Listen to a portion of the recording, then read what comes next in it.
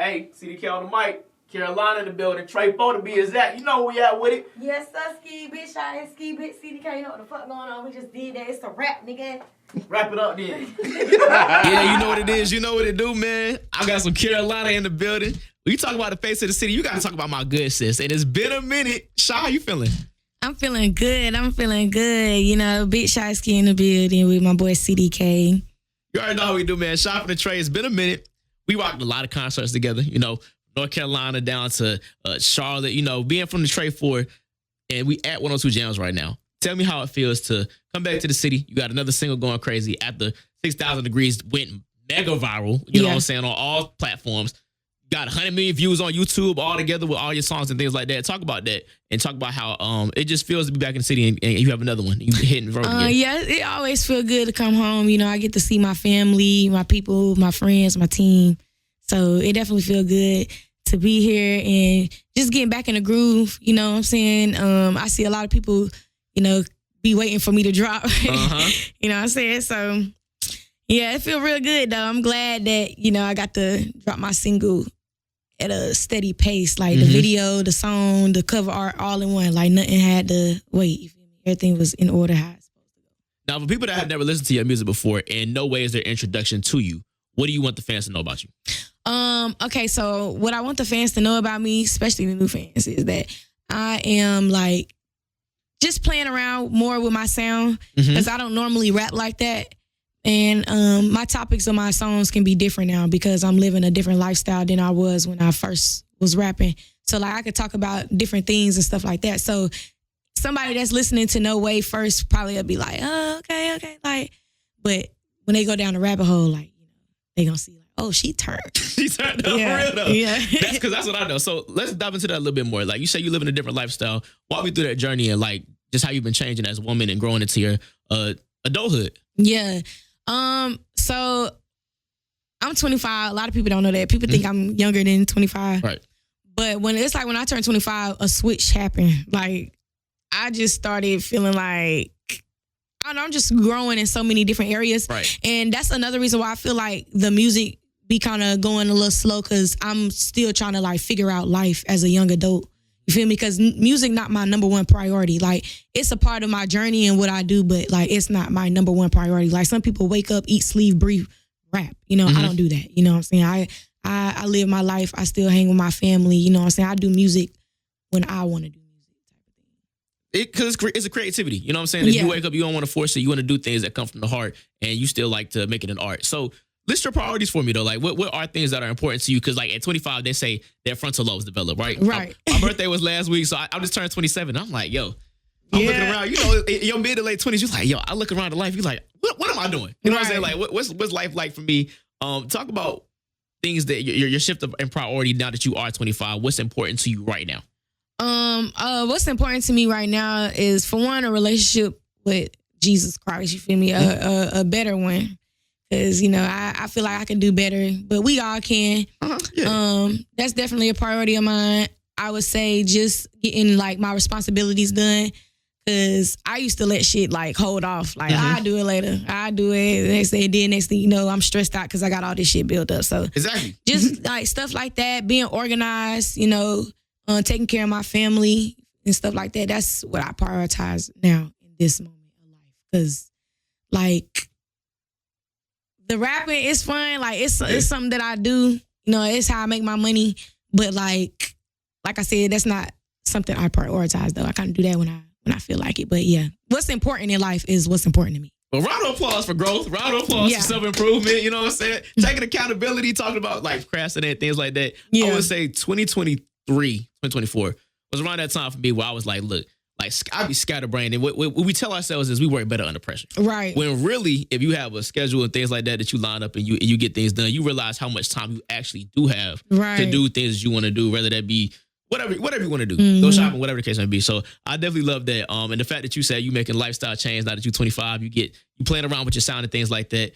Creatively though, like what makes you know that you're ready, like to drop another single, or when you go in the booth, you're like, okay, this is the one that I really want to push play on and really go crazy with. So I feel like now I'm just having fun with it. So whatever just feel like a bop to me, I don't really even got to be saying nothing. Like whatever just feel like is catchy. Cause that's like seem like what's going popular now, the catchy vibe. So that's more for what I'm going for. But I always, me personally, I put bars in my songs. I can't just rap and just say anything because I'm gonna feel like I'm not making sense. But dang, I lost my train of thought. You talk about your creative process, like how you put bars in your songs, like even though like things that go viral, like catchy stuff is cool, but like making music with substance, essentially. Yeah. So I feel that too. But you also had the time where like we was talking about going viral and things like that, where the internet worked in your favor. You know what I'm saying? Like, and things just kind of popped off for you. But I feel like for that, like even like looking at how your song started to go viral, you were just putting out your content. Right. And then it just kind of took a place of its own. It didn't really, like, you didn't like curate it. You know what I mean? Yeah, it's type of thing. Like, it's very organic. And I feel like that's also like a pro and con with that, because now that I have went viral a few times, I'm now in the booth feeling like I have to make a viral hit. When at first I wasn't thinking that way. I was just making the music because I wanted to do it, you know, type of thing. So I'm trying to get back into that too. Like just making the music. At this point, I don't even care, because what I be thinking sound bad, people be thinking sound good. Like I have a couple songs that I've dropped based off of other people liking it, not me. It's a couple songs that I do not like. That I have like 3 songs that I dropped that I don't like. But yeah, I'm just trying to tap into that. I'm gonna say Miss Hard Body. Okay. That's a song that went viral on TikTok too, but it ain't go as big as 6,000. Go Best Friend. For the Haters. Okay. I dropped that on my tape that I dropped last year. I just did a music video for it this year though, earlier this year. And what's the other song? Oh, Shy Santana. So is there like an emotional connection as to why you don't like those songs? Or it's just like, what is it about the song that you was like, I ain't really, that ain't really my cup of tea? Oh, I feel like, I don't know. I just didn't like my delivery. Okay, that's real. I just didn't really like the delivery. But people think it's hard though. They think all them songs are hard. And it's crazy because them 3 songs that I just named are doing really good. Like Shy Santana and For the Haters is on my previous tape, and those are the 2 main songs that's doing good. That makes sense though. That makes a lot of sense. Like, and then like, does that kind of go into like you changing up your sound and things like that, or is that just something that you just came up with and was like, okay, I think I want to show my versatility? Like, what kind of made you want to change your sound up a little bit? Definitely show versatility, and also I'm a fan of my own music, so like I don't like to hear myself sounding the same. You know what I'm saying? Because it starts feeling like, okay, nah, like I have to switch it up. Like I just have to, because I like to see how creative I can get, and it be feeling cool to listen back to. Like, oh, that's me. Like, I always wondered that, like being that you're actually in the craft, and for a lot of people, music is an escape. You know what I'm saying? And that's just ways that we live our daily day life. But being an artist, like being able to like not only listen to yourself but other artists and things like that. Like I know some artists don't listen to anybody but themselves. There's some artists that don't listen to themselves at all. Yeah. How do you balance that? And like, what type of person are you? Okay, so in this moment, I kind of overplayed my music, so I'm taking a break from listening to myself, because it got to a point where I started songs that I used to like, songs that I really, really love. I'm starting to think like, maybe I should have said it this way, and that's how I know I'm listening to it too much. So, but I'm definitely the person that do both. It's a good balance. Like I play my music and I play, other artists. Okay, shout some folks out. Who you listen to right now? Don Toliver. That's really yes. That's my vibe of music that I like to listen to. Summer Walker, of course. Enchanting got some good music. Yeah. Rest in peace, Enchanting. She got some real good music, especially her singing. Like, that's my vibe right there. That's them 3 really being on repeat. Yeah, that's really like all I listen to. I listen to Bryson Tiller too. I'm more like R&B. I'm about to say that's 3 totally different vibes. You got Don Toliver that the mosh pit turn you up. You know what I'm saying? Like, you shout out the ladies, but then also Summer Walker. The types of R&B. It's a little bit of everywhere. But I'm an R&B guy myself too. You know what I'm saying? So like I like vibey music. I don't like don't get me wrong. Like I'll listen to like rap and stuff like that. But I like more so vibe music. That's me. If you could pick 3 R&B artists to collaborate with right now, say we put out an album tomorrow, who would you dream collabs that you would put out, like you would hit up right now? Definitely gonna have to say Lauryn Hill. That's crazy. Else? Definitely Summer Walker, because Summer Walker is like my top 5 artists. Not gonna lie. And who else? have to say Mary J. Blige because that's that. Like she's literally the fucking queen of this shit. Like, No, for real. Lauryn Hill, Summer Walker, Mary J. Blige. You said Summer Walker's in your top 5. I'm assuming one of those 2 artists are also in your top 5. Who is filling out those other 2 spots? I'm gonna have to say, because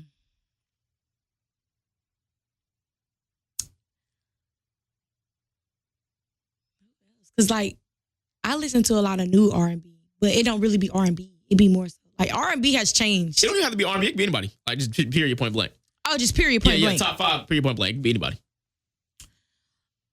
Okay, well, I'm gonna definitely have to say, Don Toliver, and even though he's not R&B, but that's definitely my top 5. Yeah. Okay, I'm gonna name my real deal top 5. Yeah, real deal top 5. Let me see. Real deal top 5. My real deal top 5 is Don Toliver, Summer Walker, Kodak Black, Lil Wayne. Okay. Who else?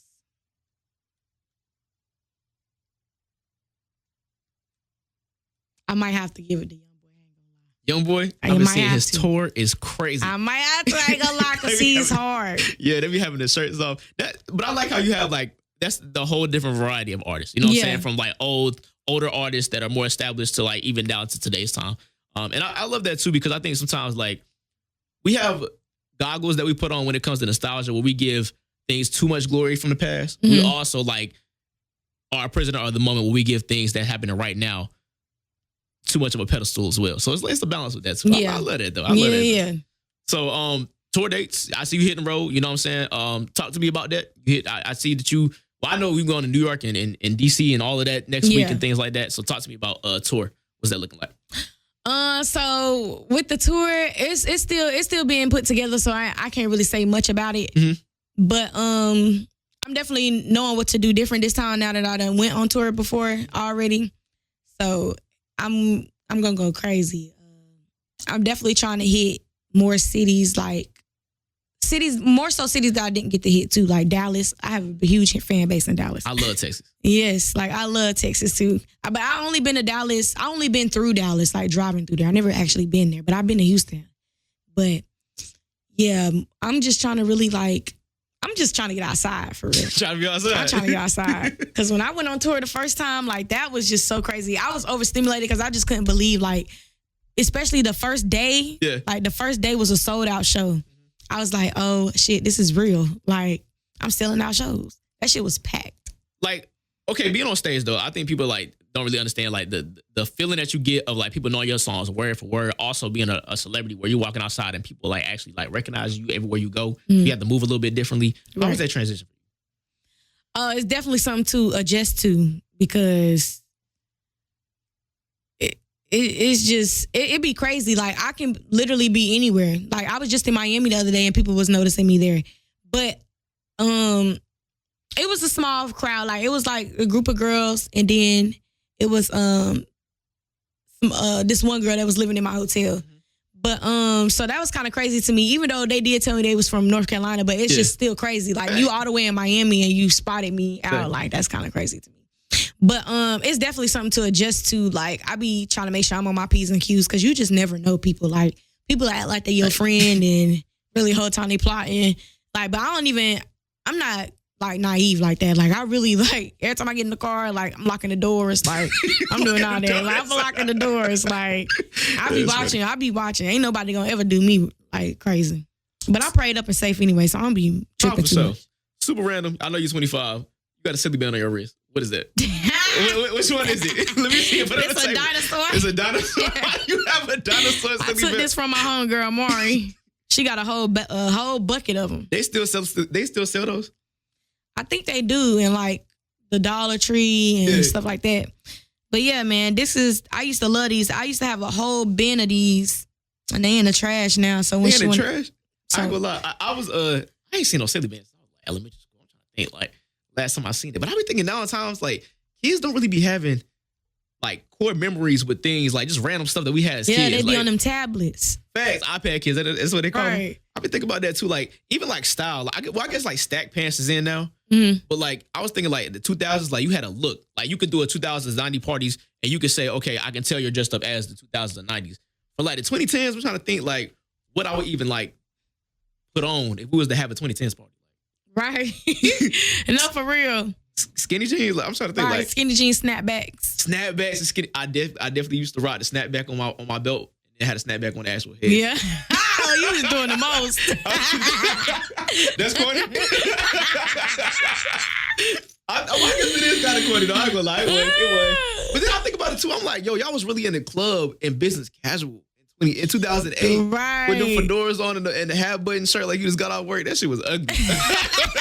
Fried, bro. Like, I'll be looking at the pictures, even like hairstyles back then. Like, well, we do be bringing back a lot of stuff from like the 90s and the 2000s now. Yeah. Like, even with the, I don't even know what it called. What's it called? What you got right now? The half braids and oh, yeah. What's it called? I call it a Cassie, but just with braids. You call it a Cassie? Yeah, because you know, the side of her head was shaved. Yeah. She did have that. And then even the Fantasia, see, I ain't a girl, so I don't know. What's it called? Is it the pixie cut? That's what Fantasia had? Yeah, that too. Like, I remember we used to associate hairstyles with people. Yeah. That was just like, right. Even the braids, half braids in the front, and they had a curly in the back. I don't know what this called. Oh, yeah. But they called them the Jada Waiter braids. They called them the Jada Waiter braids. The more you know, man. From Da Tre in the building, man. City Cal the bike, man. We had a good time. Anything else you want to tell the people? Go ahead and stream my new single, No Way, out now everywhere on all platforms. You know, your girl turned up, and we got a whole bunch of more music coming, so stay tuned. Locked in for sure. Yes, sir.